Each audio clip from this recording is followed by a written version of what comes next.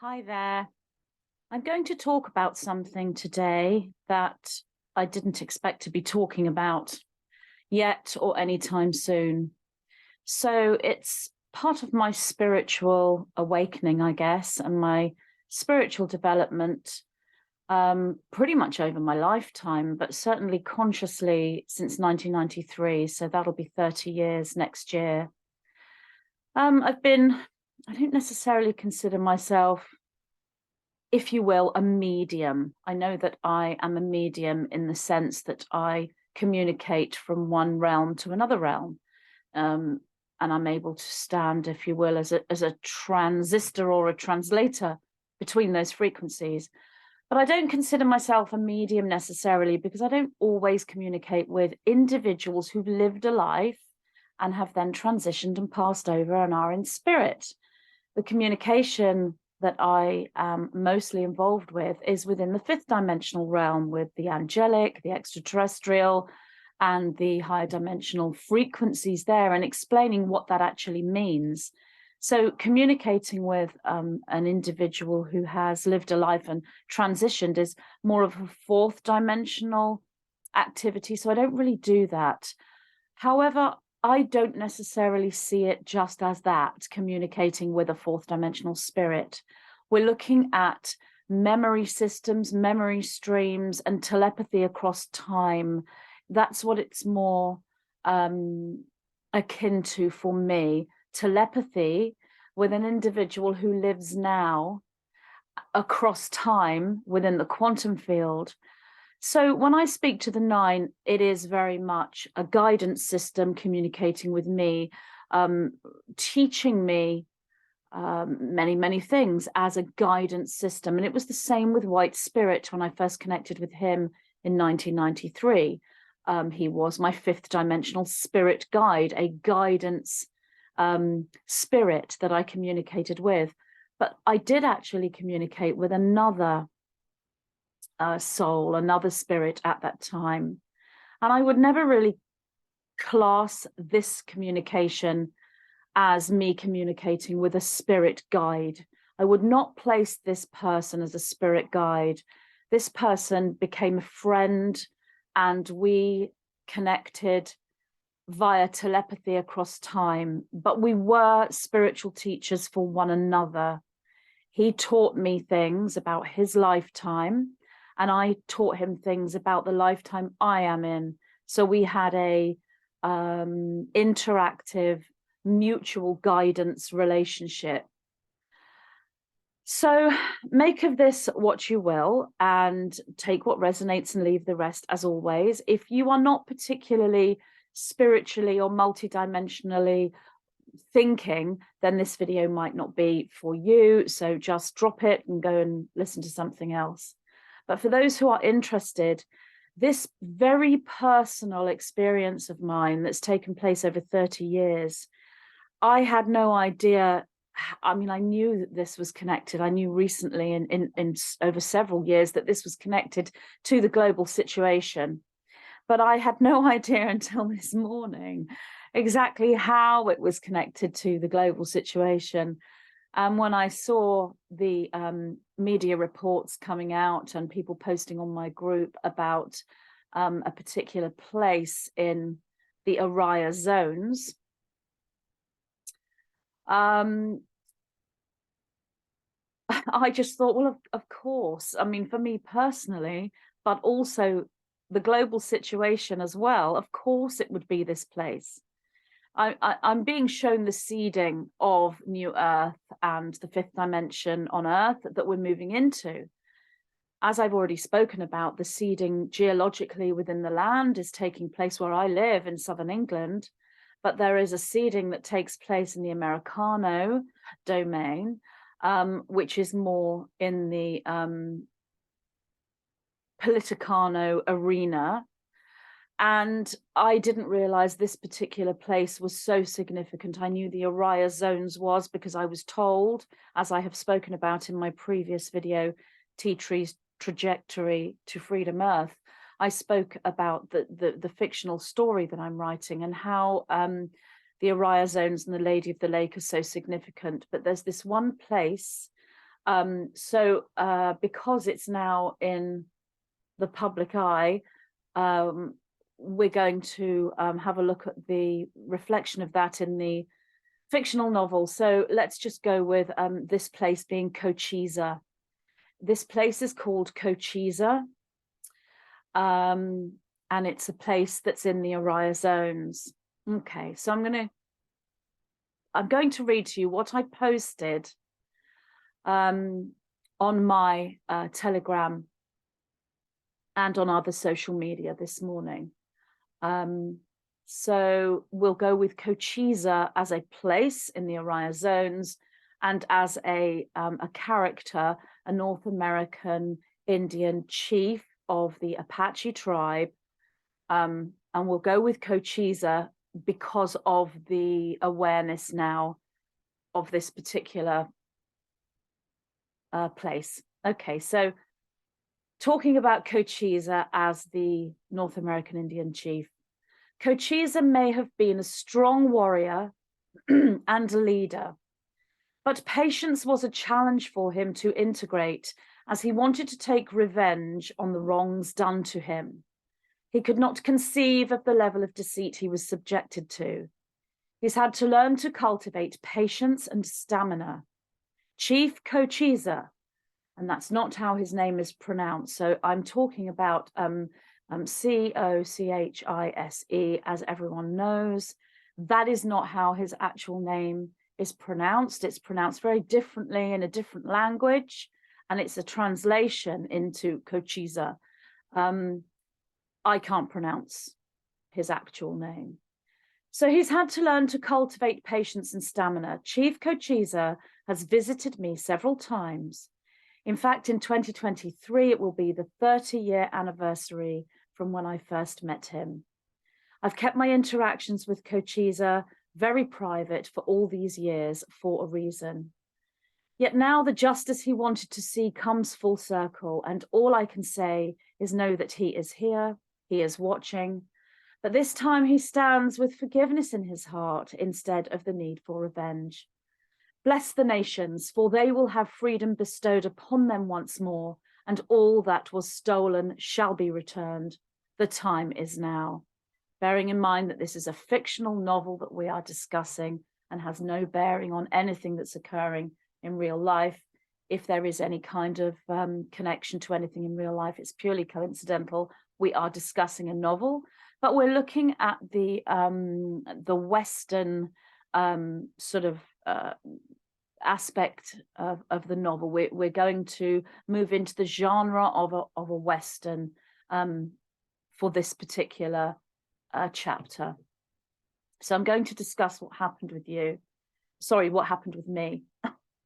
So this is very emotional for me, and I wasn't expecting to talk about it. It is really personal. So this is the other person that I have been speaking to. And as I said, not like a guide, not like the Nine, more as a friend through telepathy across time. I've written down some notes here. Cochise communicated with me through visions, and he allowed me to empathically merge with him. So we would become one, and I would feel his feelings as if they were mine. I've not done this with the Nine, and I did not do this with White Spirit. So this is a very, very different connection, and it's not something I have talked about. I think I've touched upon it very, very briefly in certain talks, but it's not something I've moved into because it is so personal. He first came into my awareness in 1993, which is the same time I met White Spirit. So this was kind of my conscious spiritual awakening when I first started channeling. Did I see Cochise before the channeling? Yes. Yes, the channeling came after. So this was the first connection. But it seemed to me to just be, at the time, a kind of knowing, a vision, a story in my mind that was very, very real. It was visionary. These were deep visionary states, not really like an imagination, not like remote viewing that I would know it as, or even meditation. These were deep, deep visionary states that were to the point where when I had these visionary states, I couldn't see the room I was in. I could only see the place that I was within the vision and the people that I was with in the vision. I lost the ability, well, I didn't even think about it, to see the room I was in, and only saw that. And it was like I was actually there. So everything around me in the room was gone and replaced by the vision. And they've never happened since 1993, ever to this point, other than in dream time. So I get this in dream time, in lucid dreaming and astral projection, but I was awake when I had these deep visions. I was awake, not asleep. So he first came into my awareness in 1993. However, there were signs that he was around me since I was a child. That's something I've analysed over the years, and I don't need to go into here. And these were synchronicities, really. I did not realise these synchronicities until much later. There was a big synchronicity, which I'll talk about a bit later on, involving him in 1991, but I did not realise what it meant until 1993. A lot of this is personal, and it's just not significant to the global situation for everyone else. It's significant to me. So I'm trying to separate the personal from the global significance. At the time of meeting Cochise, I had no idea how significant he was to the global situation, as my connection with him was a purely spiritual one. It was just part of my spiritual journey. So obviously we know Cochise is not his actual name, but in the novel, that's what he's called because of the spotlight upon this particular place right now and how that's going to play out. So we're going to talk about Cochise, a character in the novel. And I will go through what he showed me so that it gives you context for this story. And then you can take this away as yet another puzzle piece for yourself and decide if this is significant in your own knowing. Does this give you confirmation of the reveal and revelation and awakening that we are going through, or is it just meaningless to you? That's for you to decide. So he first showed me, the very first vision I had was him showing me the loss of a beloved family member. Now, I didn't know who he was. I didn't know his name. I didn't know if he was real or not. I didn't know if he'd ever existed. I didn't know if he'd ever lived a life. I was just seeing this man who was a North American Indian chief in this place that I didn't recognize. And I saw him at the graveside of this family member, where he laid one single white rose on the grave. And it looks as though he had dug that grave himself, or perhaps beloved family member friends had helped him, but I got the feeling he dug the grave himself. And he laid one single white rose on the grave. He showed me this vision, so I knew that this was coming from us kind of linking together as I'm seeing this vision. He allowed me to feel his emotions. So I then became him and felt what he was feeling. And the grief was so overwhelming. And it's like nothing I'd ever experienced in my life up to that point. So this is 1993. And I have to be honest, I've never experienced anything like it since. Even when I've lost family members, it's never been what he felt.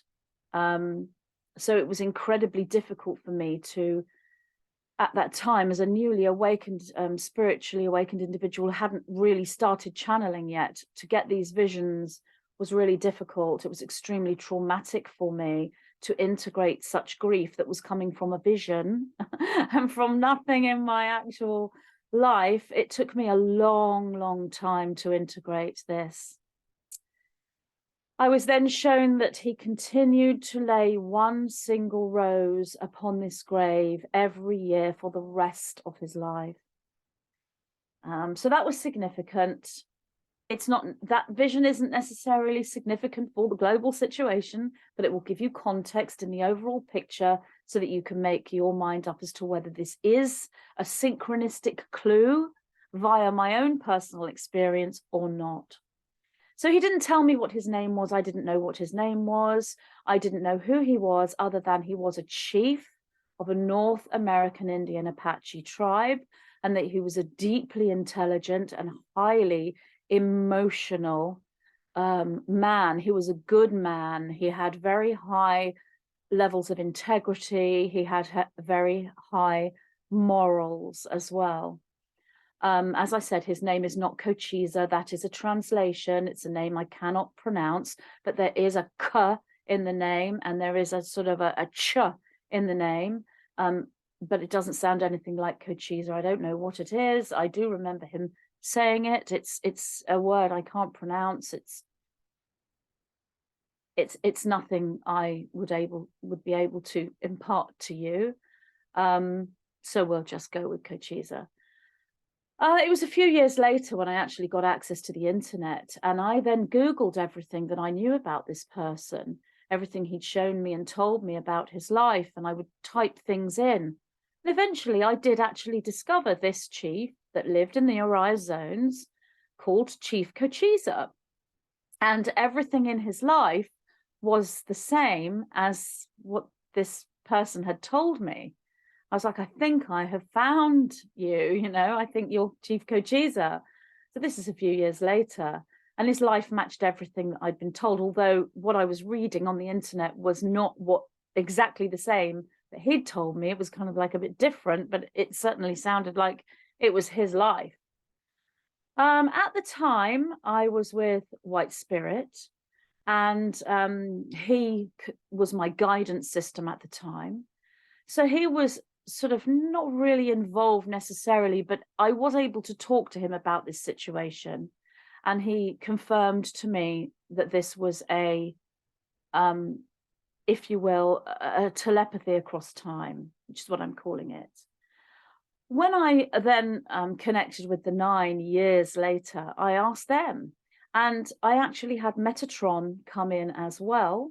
Archangel Michael is always around on and off, but Metatron specifically with this, and the two of them together, the energy of the 9 and Metatron, confirmed through various ways, through synchronicity and communication, that this was indeed the person that lived that was known as Chief Cochise that I was speaking to.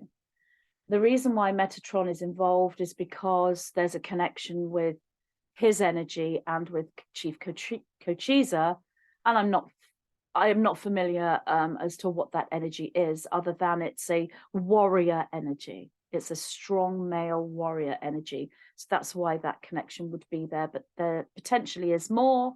I'm uncovering all the time about this personal story. So when I had these visions that I was taken into and had this across time telepathy, he showed me the land where he lived. I didn't recognize it, but I do remember large red rocks and giant cactuses. And when I Googled those things, I discovered pictures that looked exactly the same as the visions. And I realized it was the Oriya zones. He loved the land. And when I say loved the land, he loved the land so deeply. It was like he was at one with the land. He knew how to be at one with everything. And I mean a merge, an empathic, telepathic merge with, as in he could feel the living, pulsating energy of the land and the geometry and the emotions. He became bonded with the land through ritual, through powerful, sacred ritual. He became bonded with the land. And because he was the chief of the tribe, one of his main teachings was to teach how to bond and become at one with the land, because the land cannot serve you unless you are merged with it as if you are it, in mutual harmony. So all of these things have been taught to me by Chief Cochise over the years. That's how I know about the land and the merge and the harmony. It's from him. And he would allow me to empathically feel what he was feeling. So I felt his merge with the land, so I can explain it as if I'd felt it myself. He could feel the emotions and frequencies of rocks and stone and these big red red mountainous rocks. And I now know them to be galactic beacons, and they link as like booster signals, like aerials, like antennas. They link like antennas to the galactic energy. And so this allows you to feel the emotions through these galactic beacons, galactic antennas, to stars and to the sun and to all of the universe. So Chief Cochise, he felt the emotions of the water, the earth, all the animals, and the sun, and the galactic energy. He could feel this, and he could communicate with these different structures. He was deeply psychic. He was deeply psychic. He was clairvoyant. He had visions himself. That's why he was able to link with me, because I was doing this as well, or was on a path to do so. And it was just beginning for me, but we were in some way a vibrational match across time. He was empathic, deeply empathic. He was a prophet, or today he would be a channel, but it wasn't known as channeling. It wasn't known as mediumship. It was unity and oneness and harmony and becoming at one with, and empathically merging and feeling the emotions and the energies of a structure, whether that's a living being, an animal, water, rocks, the land. It was all one. It was all one thing. So he didn't call this channeling. He didn't call this mediumship. They didn't have those words, and he didn't see it that way. It was just a communication with the earth, Father Sky, and Mother Earth, that kind of thing. He did enter the dream time all the time. So I'm talking about deep astral projection, out of body experience, and remote viewing through dream time. He entered the dream time all the time, but not just while asleep. He could also enter the dream time while awake. So he's helped me with lots of those things, because I know that he showed me how this was done and how he achieved this. And so he's been a teacher for me. And in that respect, he is a guide, but I have also been a teacher for him in many ways, which I will get to. He entered the dream time. He taught me how to do the same, how to move across time in order to communicate with him. But obviously I did have White Spirit there as well. White Spirit was more about asking questions too. And Cochise was a merge with, an empathic merge with. And as I said, I haven't mentioned this side of my spirituality because it's just so deeply personal and connected to my personal life and to my family. So it's not something I've ever gone public with, but it's now on the world stage. So today is the day. Now is the time for me to come forward and discuss this, which is a big thing, really, because I didn't expect to. Okay, so he used plant medicine to get into the dream time mostly. Sometimes he could do this without, but it was plant medicine he used all the time. And I obviously have done this through natural means and haven't done that. The substance he used was taken from the cactus plant, and I would see him taking it from the cactus. I didn't know at the time that there was any such thing as taking a psychotropic plant medicine from a cactus. It wasn't until I had access to the internet that I Googled this and discovered that the substance was called peyote. And I had this confirmed by the Nine, and the internet as well years later, but that's what it was called. But I had these visions before I knew all of these things.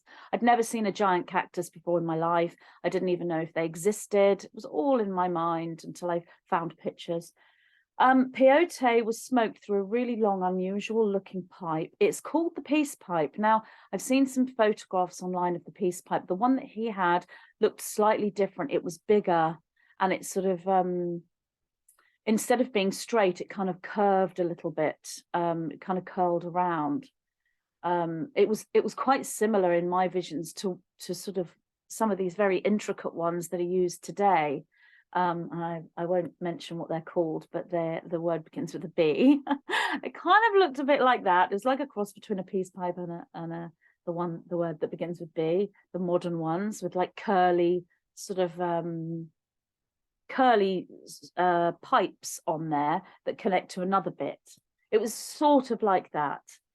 But the peyote could also be eaten or chewed as well. It didn't have to be smoked.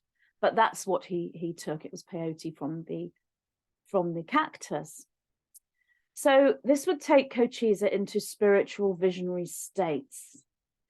Over a period of several weeks, Cochise started to show me more and more about his life. He showed me he had several wives. I still don't really understand this to this day, because he wasn't married to he had one wife that he was married to. She was his wife. She was the mother of his children. But there were other wives. There were other women that acted as wives, and they were his women.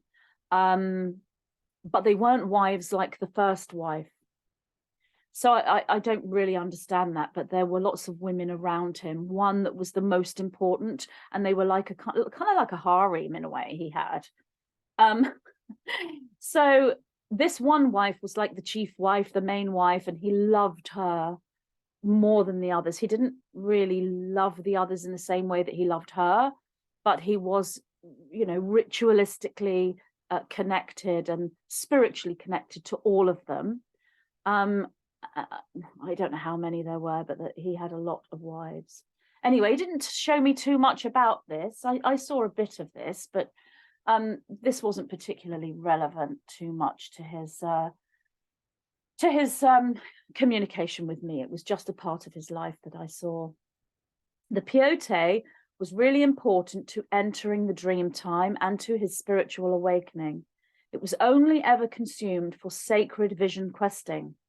So it wasn't just taken for a party or anything. It was deeply, deeply sacred. It was only ever consumed for vision questing. So there was always an intention and a ritual and a ceremony involved. And it was revered and it was honored like a spirit in and of itself. It was so sacred to him. Never ever used recreationally, as happens today with things like that. It's completely different. He had a certain code of honor based on integrity, but he was a warrior, and he was he did go into chess games, battles, fencing. It wasn't fencing. He went into the fight. He went into the warrior crowd, as warriors do in fantasy fiction books, and in Western books. They ride horses and they fight and have battles. So he did that. He was a warrior, even though he was this deeply, really lovely, genuine person with deep integrity, deep soul connection with the universe. But he also did things that to me seemed very wrong, like ending the life of another individual, an animal or a human. So he showed me these things, and that seemed very wrong to me. So I would explain to him how I felt about these things, and I would say, you know, the reason why I couldn't do something like that is because of this, this, and this. And I would tell him about my perspective and my life and what I've been through and how I've come to the point I am now at that time. And he would explain to me about his life and how that, and it didn't seem, if you will, wrong to him.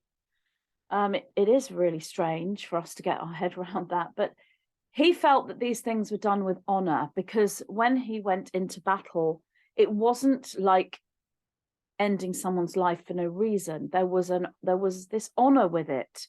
It was part of this structure of the, let's call it the dance, if you will. And I'm talking about what you do when you are when you have an opponent and you crash together. The dance, he would go into the dance, and he didn't see the dance as wrong. When he was in the dance, it was okay. It's like there were rules, and it was okay to stop someone from dancing in the dance. It was okay to do that because it was done with honor and it was ritualized. I told him how I felt, and I understood where he was coming from, but I said it's not done like that. And I told him about the year I was in, and you know, how things were in my life. So we did talk an awful lot. This was a two-way learning system, not like the guidance from White Spirit or the Nine. So if you want to look at this in a directional sense, and if you've read any of the books I've brought forward, you'll understand what I mean by direction. There's you know, the matrix. You have the vertical pillar, the vertical axis, which is up and down. You have the horizontal axis, which is left and right, and you have the diagonal axes as well. That's all explained in the books. So the horizontal axis would be White Spirit or the Nine, going upwards to communicate with them, because I'm down here in the third dimension and they're up there in the higher dimensions. But with Cochise, it was a horizontal connection, because we were communicating across time within our own perspectives as equals, not teacher pupil, but friends teaching each other. So it was a horizontal connection. Okay, so he told me about what in the book is known as the states of very deep holes. Okay, so we're not talking about overlord or vampires in the fantasy fiction, because that's behind that. We're talking about councils and ruling governors that rule the Americano domain and USville. That level, it's seen as a governing body. That's what we're talking about. He told me about the Americano council body, and he'd made some kind of agreement with them over his land and over his territory. They wanted his land, and he didn't see it as his land. He saw it as an entity that he was empathically merged with. It was like he loved the land. It was him, and it wasn't just him, it was him and all his tribe and all his peoples across multiple miles and miles and miles of all of these people, all these indigenous people. The land was like at one with them. So to say I'm going to take it was like, I'm going to take your arm or your leg or your mother or your child. That's how deep it was. I know a lot of you probably know the stories, but I have to say I didn't. I've researched it since because I wanted to know what it all meant. But this was news to me. I'd never heard of any of this. I knew nothing about indigenous peoples. I knew nothing about tribal warriors living anywhere. I knew nothing about any kind of agreement or territories or treaties. I didn't know land was taken from indigenous peoples. It was complete and utter news to me. I heard it from Cochise directly. That's how I heard about this. So he told me, and he didn't tell me everything. I learned things by going online and looking into it, because he would tell me something and I would go and look for it, just like I did with White Spirit and the Nine. Everything I've learned comes from them. So yes, there was this agreement. They wanted his land, and he did go into an agreement with them. Now, he was really sad, actually heartbroken. It was kind of like he had to give up one of his children in a way. That was the emotion. And I would obviously feel his emotions because I empathically joined with him. So he was almost heartbroken to make this deal, but he was promised something in exchange. I don't know what that was, to be honest. I don't know what the promised thing was. He didn't go into everything about his life, but what he was trying to tell me was that he was promised something in return. And I think it was some kind of legacy for his people, some kind of legacy and protection for them. I think that was what it was, but I'm not sure how this was presented. And because he felt that this promise would benefit his tribe and benefit all of his people, and he was the one who had to make the decision because he was the chief, so everyone is like relying on him, and it was a massive responsibility. He felt, though, that it was a fair deal, even though he was upset by it and heartbroken by it. He felt it was a fair deal, even though he did feel he'd been pushed into it. I mean, he did feel as though he was being pushed into a situation where he couldn't really say no, because if he said no, there were other things that were threats and this would make everything safe, but it was basically a deal he didn't really want to make, and he didn't feel like he could say no because it was manipulated, basically. But he didn't understand that, because he had an honor of agreement, and the honor of agreement was always ritualized. It was honor amongst men, even men that would be, if you will, fight enemies or those that you would fight with. There was honor there, and there was integrity there, and he did not conceive of any kind of agreement being broken because it's sacred to him. He couldn't conceive of it being broken. But he didn't know these people, the governing body of the Americano domain. He didn't know those people. They were strangers. They were unknown. And they weren't like his people. And he was trying to explain to them his deep reverence for the agreements and how sacred they were. So he went along with this deal and felt it was a fair deal, and that it was kind of, an agreement, 50-50. And then the Americano governing body, they broke their word. They broke the agreement, and they betrayed him. They went against the agreement, and they did the opposite of what they said they would do. Well, you cannot imagine how this would feel. I mean, I know that people have read about this, and I've looked at it now on the internet. I don't know that much about it historically. I know what I know from Cochise, but I know how he felt. And the feeling was,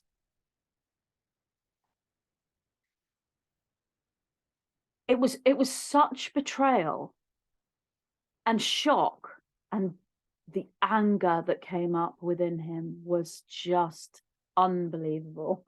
It was just like, I've never felt that emotion in my entire life. These are emotions that I have never felt. So to actually merge with him and empathically feel what he's feeling are emotions that, are his and not mine. But I needed to, because of this contract that we have, I needed to feel them. So it was really difficult for me.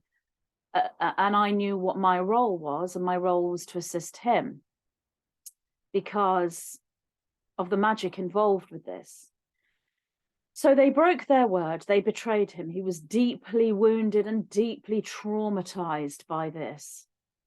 And because he was magical, he held power, and he swore revenge over lifetimes. He swore revenge on a quantum level, which is black magic. And he didn't realize, he didn't know that that is what it was. He did what he had been trained to do, but what he did was for good. It was for harmony with the land. It was all organic and natural. And because he'd been betrayed, he swore revenge over lifetimes on a quantum level, which is black magic, to gain revenge, basically, over this. And he swore this beyond his lifetime. He swore that he would do everything within his life to get revenge. And if he couldn't get revenge in that lifetime, he would continue, and he would come back again and again and again until he got revenge. That was what he swore. And he created magical acts, and he created timelines. He was able to do that. He was powerful enough to create timelines of his own and allow them to stand. I don't know how, and he showed me some of this, but it's personal to him. But that's what he did. So these timelines he created a magical spell so that he could reincarnate again and again, no matter how long it took to get revenge. And he would bring forward the knowing of that timeline creation and that vow, because a quantum vow is it's a contract. If you look at my first book, Masters of the Matrix, that explains how this is done. It's not how Cochise would have done it, because he was in a different spiritual mindset and held a different paradigm. But if you look at Masters of the Matrix, it explains about contracts. So he created a quantum contract, but not from a a non-physical life, or from a universal perspective, he created it from the physical perspective, and he was able to do that. Now, we can all do that. We're all doing that with Ascension, but back then, very few people could hold this kind of magic, and he could. So he created a magical spell so that he would be able to reincarnate again and again, no matter how long it took, in order to get revenge. And his vow was for revenge. That was it. And no way would he change that. That's his conviction. So Cat's Magic, my husband, I asked him, do you know, what's the first time you remember me talking about Cochise? I just wonder what, because obviously this was long before I met Cat's Magic that all of this happened. And I couldn't remember when I'd told him about it. Obviously, when you get together with someone, you tell them your deepest secrets. And eventually, if you're spiritually aware, you'll tell them about all your weird and wonderful experiences in those realms. So he said to me, it was roughly around 2006, maybe it could have been 2005, somewhere around that time. The first time he remembers me mentioning it, I had watched the film Broken Arrow, which is all about Cochise. And I really was so excited to watch it because I thought, I'm going to see this, vision that I've held since 1993 come to life on TV in front of me. So I watched the film Broken Arrow, and this was around 2006, maybe 2005. This is the first time he remembers me mentioning my connection to Cochise, because I was really upset after watching that film, because the costumes were totally wrong. I said to Cat's Magic, they're not right. They're not the right colors. They don't look right. They look like a sort of a Hollywood invention as a sort of as a fancy dress costume version of the real true clothes that they wore, and it wasn't the same. And also, some of the things that were documented were not how it was from the way Cochise told me. It was all very dramatized for the film, obviously, as it would be. I mean, that's what happens with a film. It's fiction, but I was hoping to see quite an accurate depiction. And of course, because people didn't live in those times, anyone who watches that film, how will they know what is right and what is not? But I knew, because I spoke to him and I saw him and saw where he lived and had empathic feelings and merged with his body. So I knew that this film was not as it was, and I was upset by it. And that's what Cat's Magic remembers as the first time I mentioned Cochise, and that was in 2006. It's also recorded somewhere. I did a bit of research. It's recorded somewhere that Cochise said to the white man that he'd become blood brothers with. He said to him, one day we will be together as brothers in the stars, or one day you will see me again up there. Something like that. That's recorded as to what he said, but that isn't what Cochise told me. What he told me is, when he went through the blood brother ritual with his blood brother, as they went through that ritual and entered into the ritualistic act of becoming blood brothers, he said to him, one day you will be my brother. That's what he said, and that's what I was told. Okay, so through our many communications over the last 30 years, so it'll be 30 years in 2023, actually 30 years since I've been talking to Cochise. So over these 30 years, I've been able to teach him about my life and where I'm coming from. And I was able to teach him about the bigger picture, because he was blaming the Americano governing body. And I've had to explain to him that it isn't that. It's the overlord vampire structure in the novel. That's where it's coming from. And I told him, what's happening in modern day. And I explained to him what I knew, what I had learned from the Nine about the overlord vampire structure. So he didn't understand this, because he perceived it was the people who broke their agreement, and they were the governing body for the Americano, what he called the white man structure.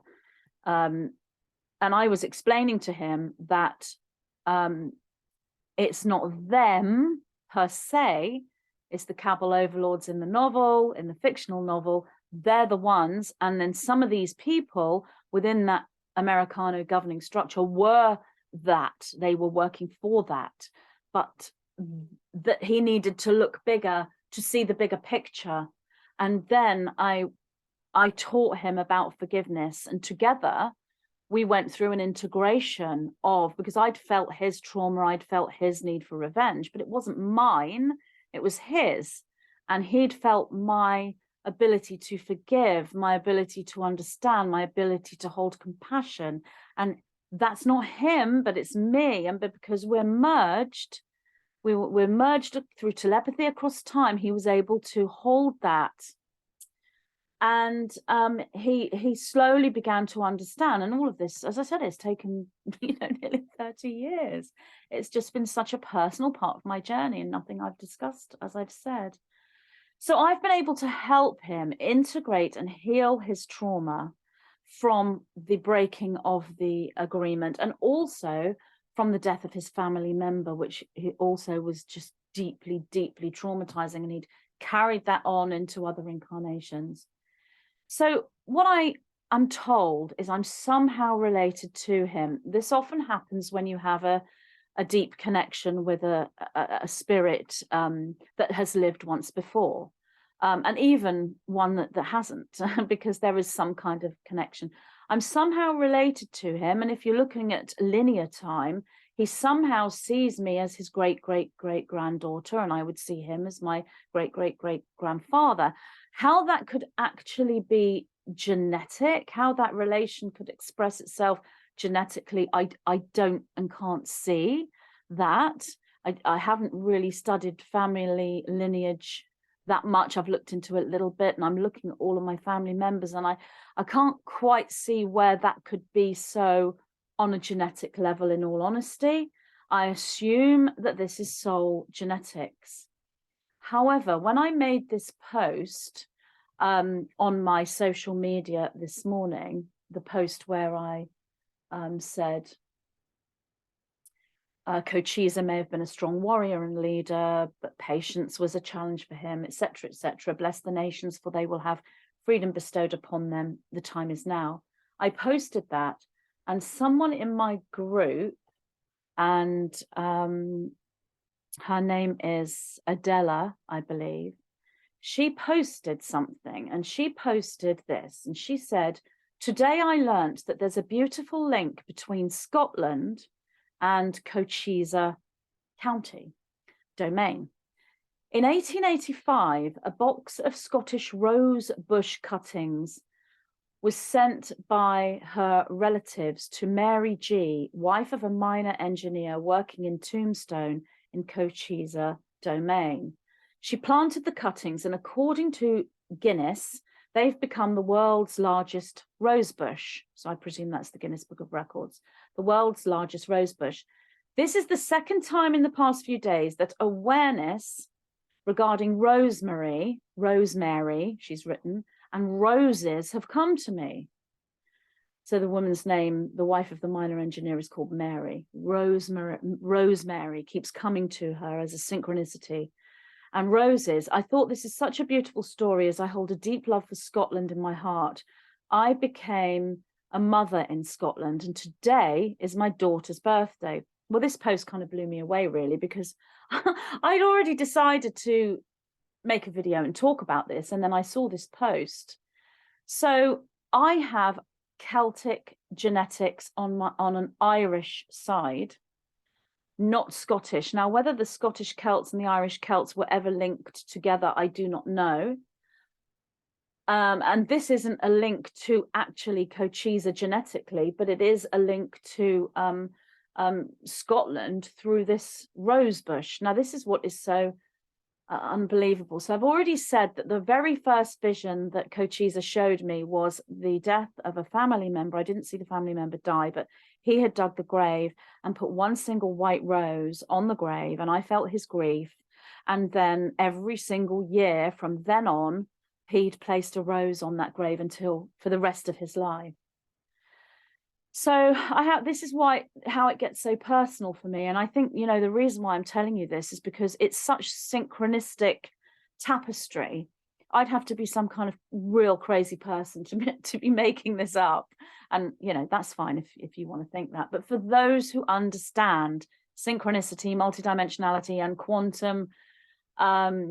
quantum messages over the years, this is a massive, as far as I'm concerned, this is a massive confirmation of what is going on in this place, Cochise and the Oriah zones and the Lady of the Lake and Mr. Tea Tree and everything. It's all connected. This is why I'm talking about it. So going back to my personal thing. So in 1991, I had a baby girl. That's my daughter. And she was born on Valentine's Day. We were going to give her other names. I had a name I wanted for her. My husband had a name he wanted for her. And we couldn't agree. And we argued the entire pregnancy. If we had a girl, I want her to be called this. And he would say, no, no, no, I want this. So we never came together in any kind of harmony on a girl's name. And then we had a girl on Valentine's Day. And she was early. She wasn't supposed to be born on Valentine's Day. She was early. So I remember the midwife saying, well, why don't you call her something to do with Valentine's? I mean, what about Valentina? And I remember saying to my husband at the time, Valentina. It's like, no way. I'm like, sorry to anyone who's called Valentina. I really apologize. But it just wasn't a name that I could see me choosing for my daughter. And I said, I just, you know, don't want to call my daughter Valentina. But then I thought of roses. And I said, you know, there is a name I really, really like that is kind of connected to Valentine's Day, which I probably wouldn't have even thought of if she hadn't been born on Valentine's Day. And he said, well, what is the name? And I said, Rosie. And he said, oh, my goodness. He said, I love it. I said, do you? He goes, I love it.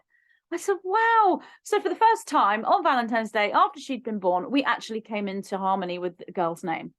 And I actually liked it more than the name that I had, you know, wanted, and he liked it more than the name that he'd wanted. So those two names, which were they were actually Jessica, which was my choice, and Joanna was his choice. Sorry, it's the other way around. Joanna was my choice and Jessica was his choice.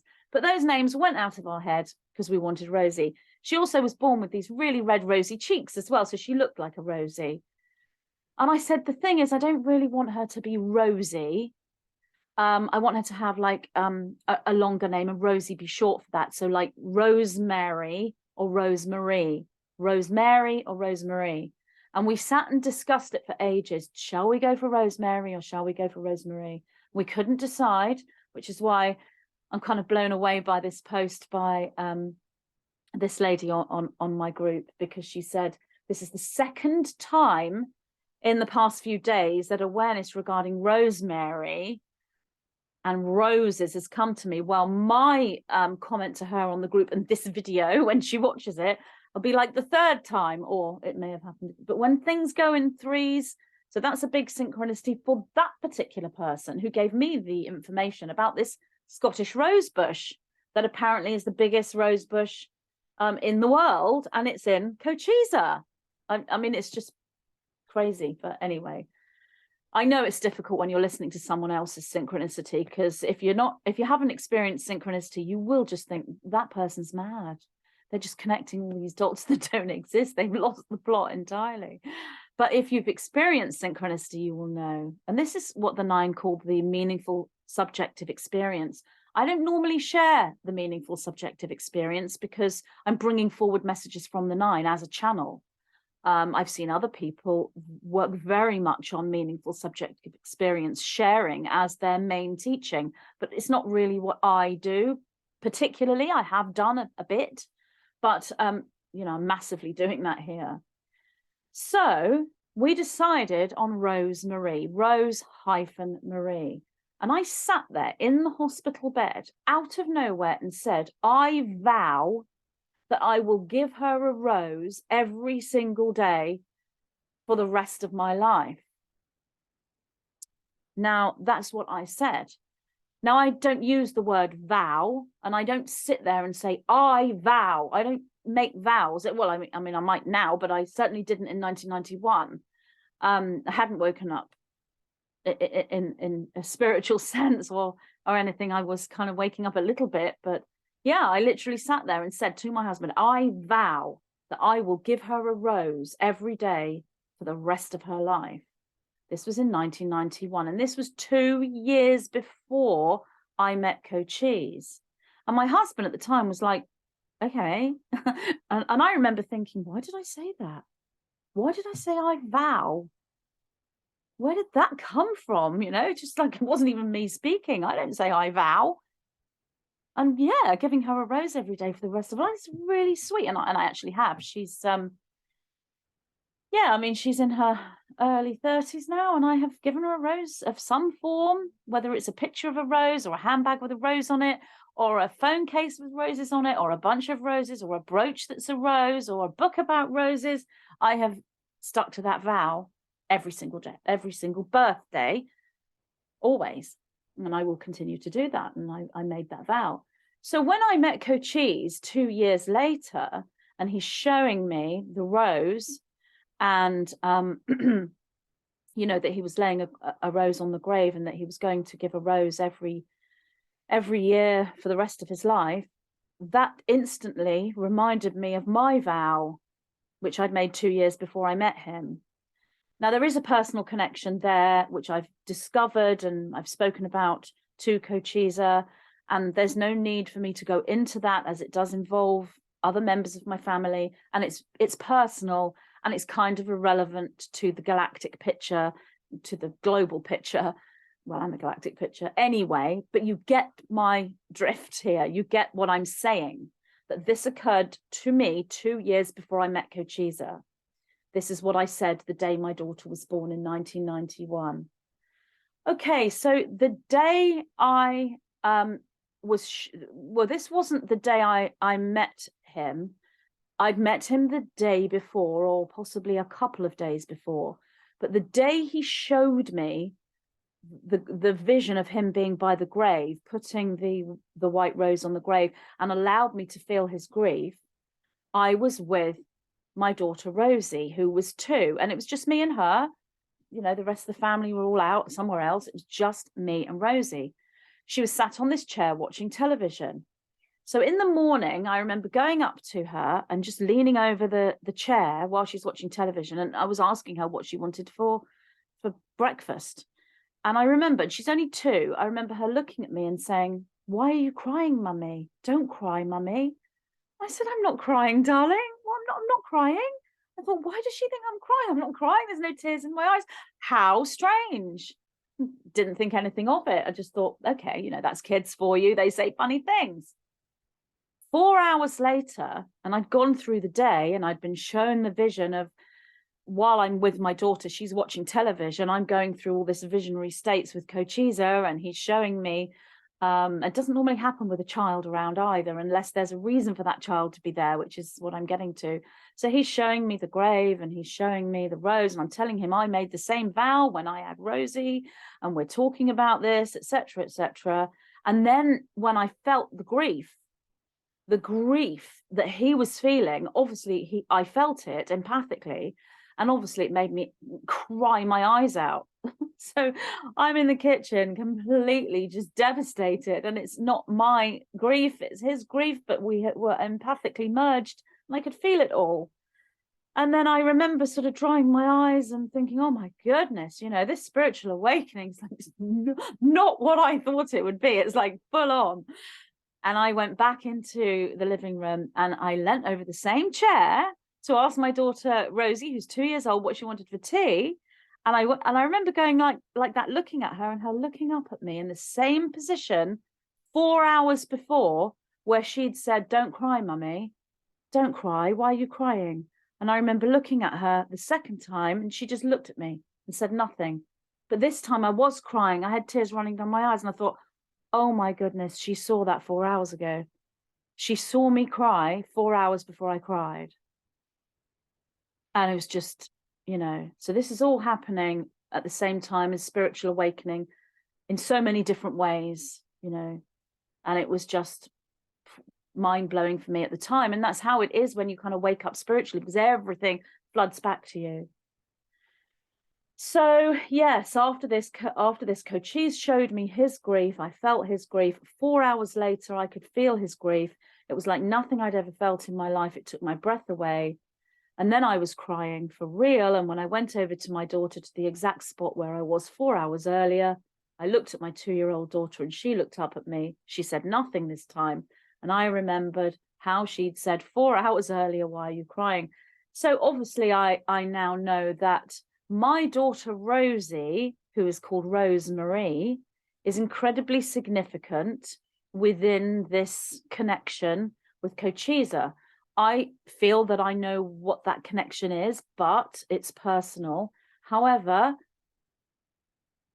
today, the lady in my Telegram group posted this post, and her name is Adela, in my group, and she posted this post about a beautiful link between Scotland and Cochise Domain. In 1885, a box of Scottish rosebush cuttings was sent by her relatives, Mary G, who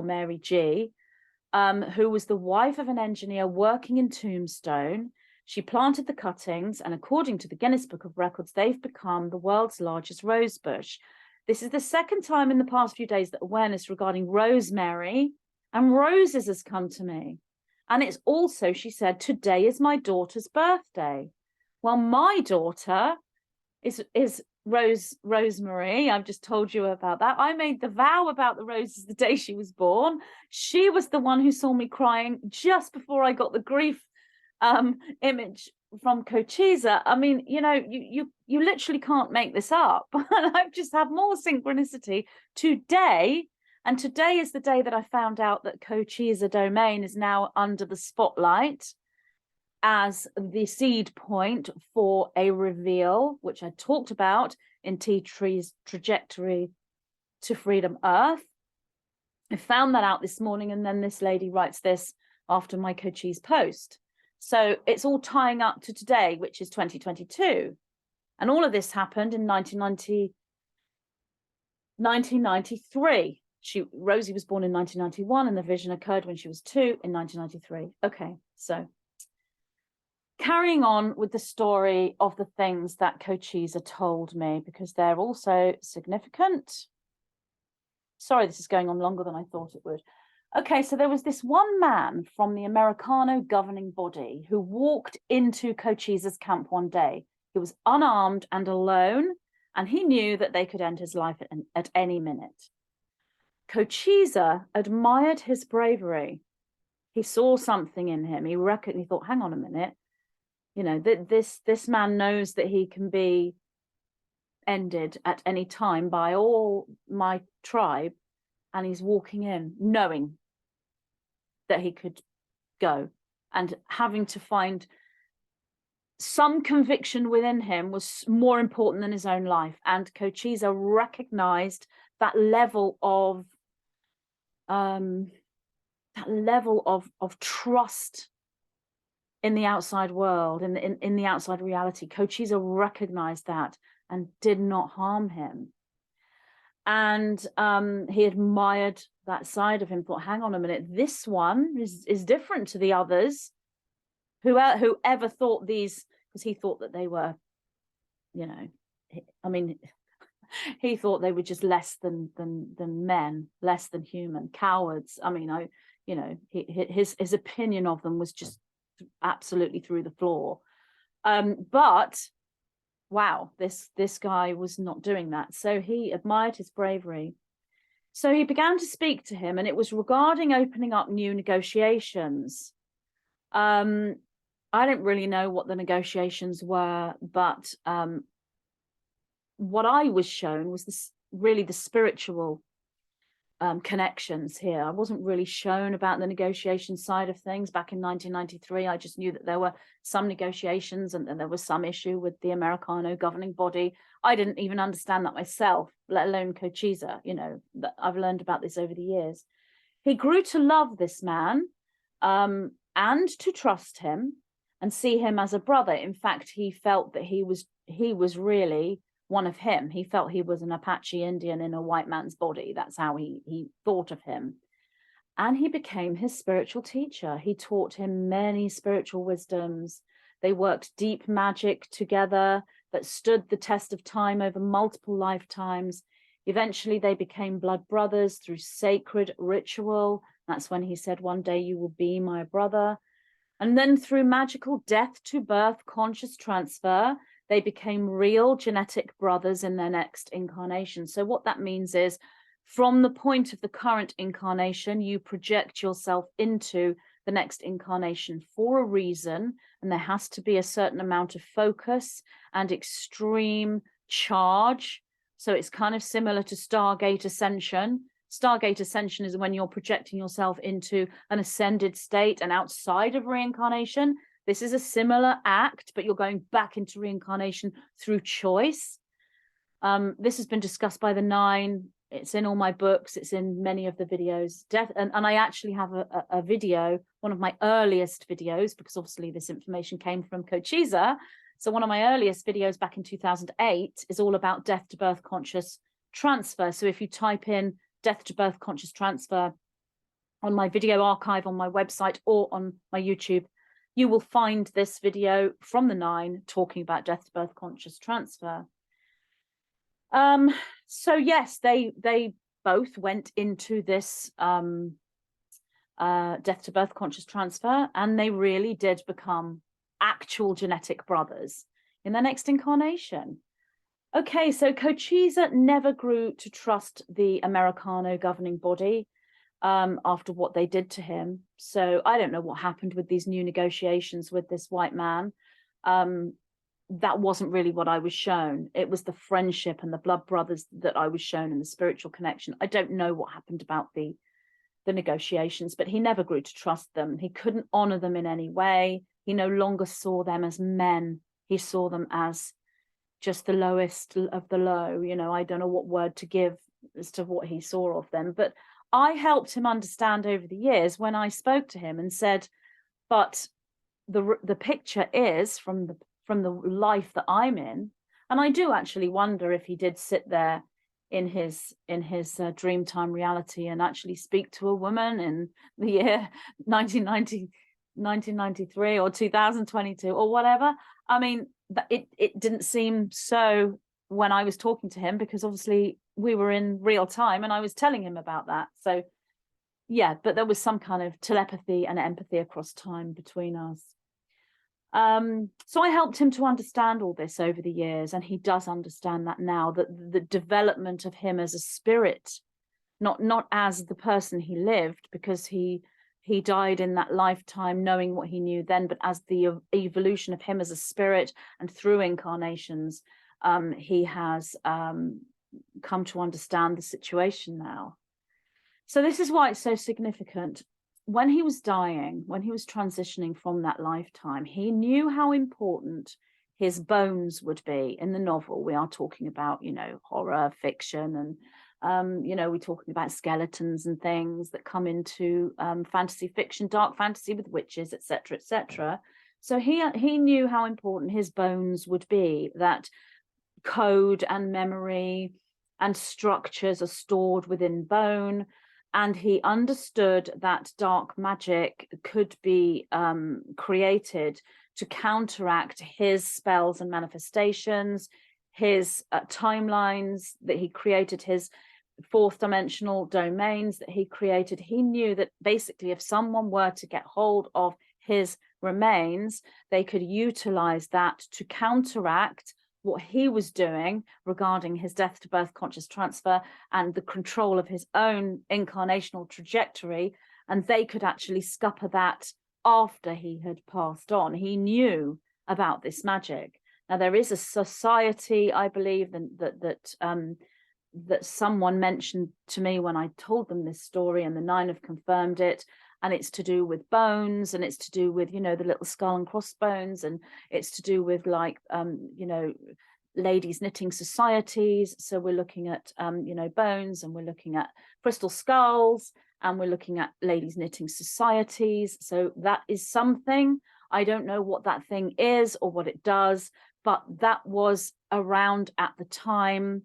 Maybe it had a different name, but they utilized the remains of certain individuals who had magic and power and they could take that. They could take this, the structure of the person's body to move into the control of non-physical reality through the fourth dimensional fields and work with the inverted matrix, etc., etc. He didn't know about the inverted matrix or about the overlord structure, but he knew how important his remains were, and that if he could do the magic to create the timelines for his death to birth conscious transfer, then it could be undone should someone know how to do it.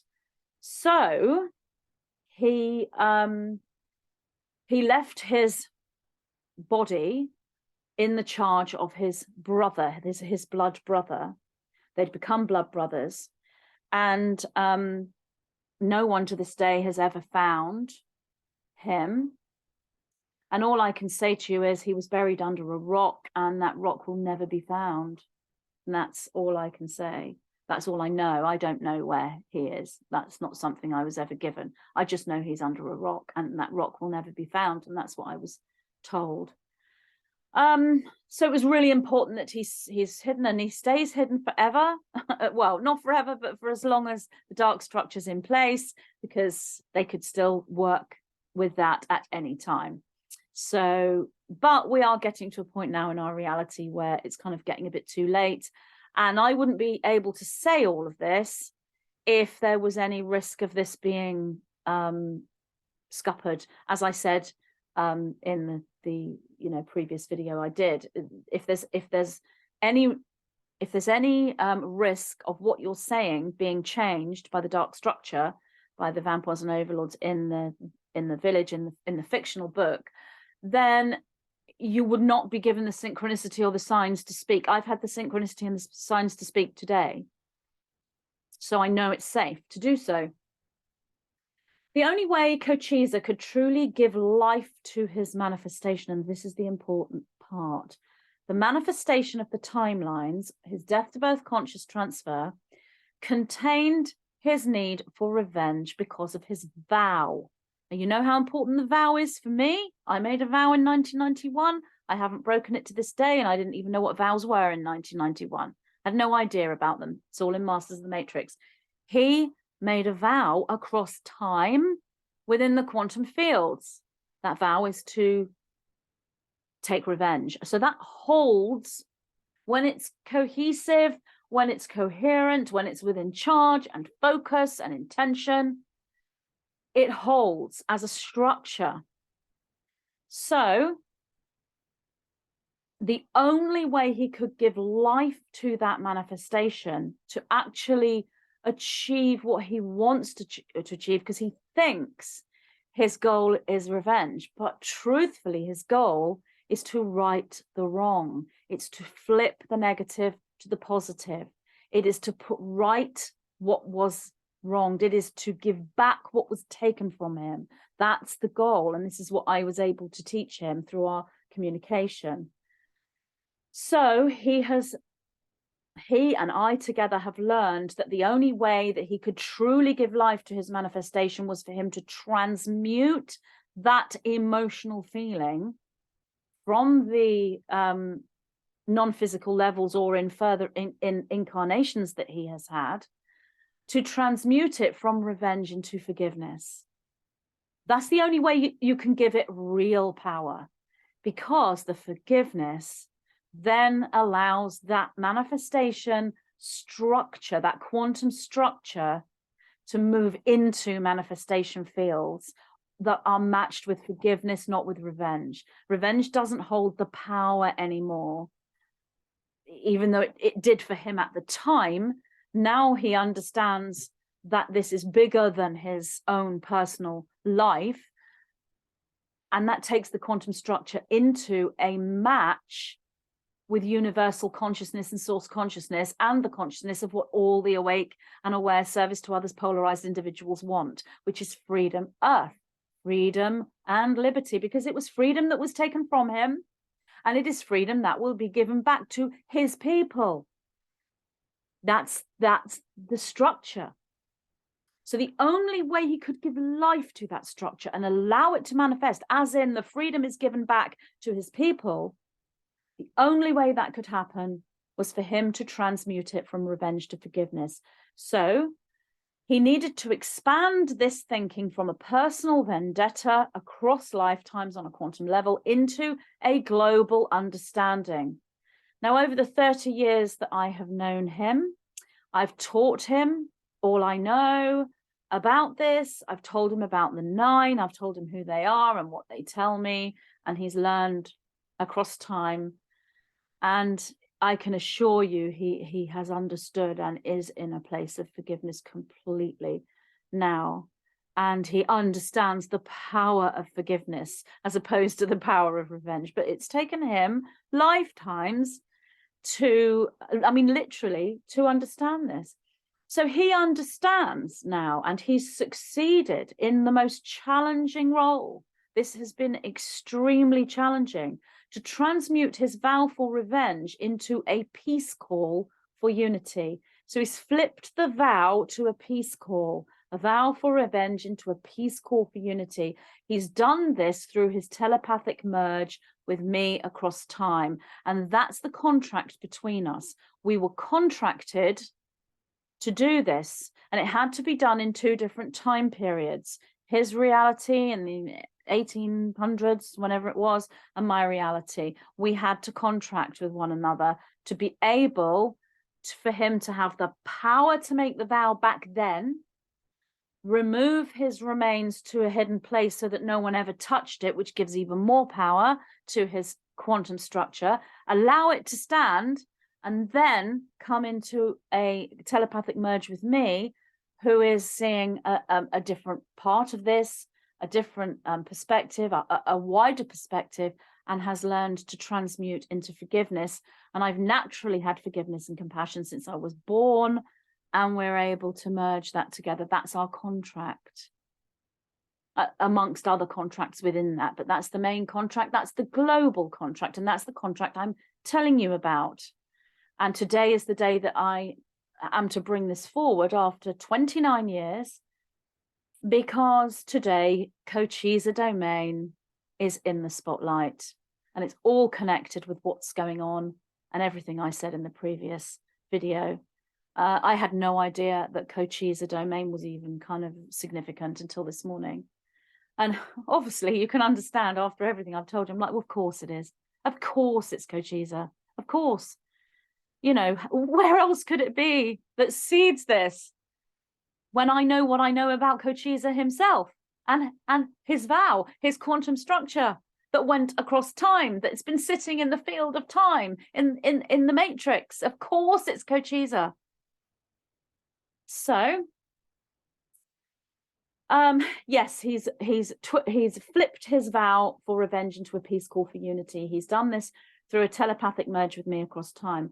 So Cochise practiced death to birth conscious transfer, and so did I as Magenta Pixie. I did that as well.